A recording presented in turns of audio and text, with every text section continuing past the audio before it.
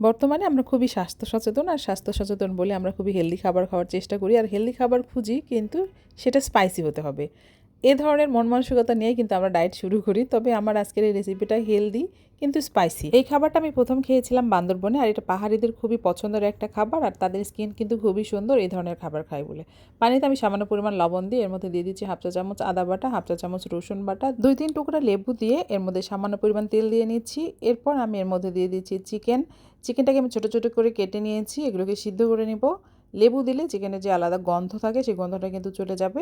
খুব ভালোভাবে সিদ্ধ করে নিতে হবে। খুব ভালোভাবে সিদ্ধ হয়ে গেলে এগুলোকে আমি উঠিয়ে নিচ্ছি। প্যানে আমি সামান্য পরিমাণ তেল দিয়ে রসুন কুচি, পেঁয়াজ কুচি দিয়ে নরম করে ভেজে নিচ্ছি।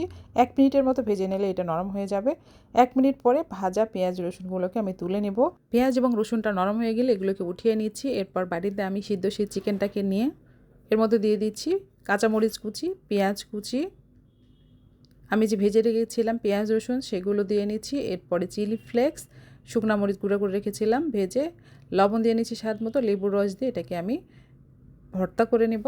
এর জন্য সরিষার তেল ব্যবহার করছি। পেঁয়াজ মরিচগুলো খুব ভালোভাবে সরিষার তেলের সাথে মাখিয়ে চিকেনগুলোকে ছিঁড়ে ছিঁড়ে আমি ভর্তা করছি। চিকেনগুলোকে ছিঁড়ে নেব, কিন্তু একবারে মিহি করে নেব না। চিকেনের এই ভর্তা রেসিপিটা অনেক হেলদি হয়, কারণ এটা অনেক প্রোটিন সমৃদ্ধ একটা খাবার। আশা করছি আমার চ্যানেলের এই ইজি রেসিপিটা আপনাদের ভালো লেগেছে। চ্যানেলের সঙ্গেই থাকবেন। ধন্যবাদ সবাইকে। আল্লাহ হাফেজ।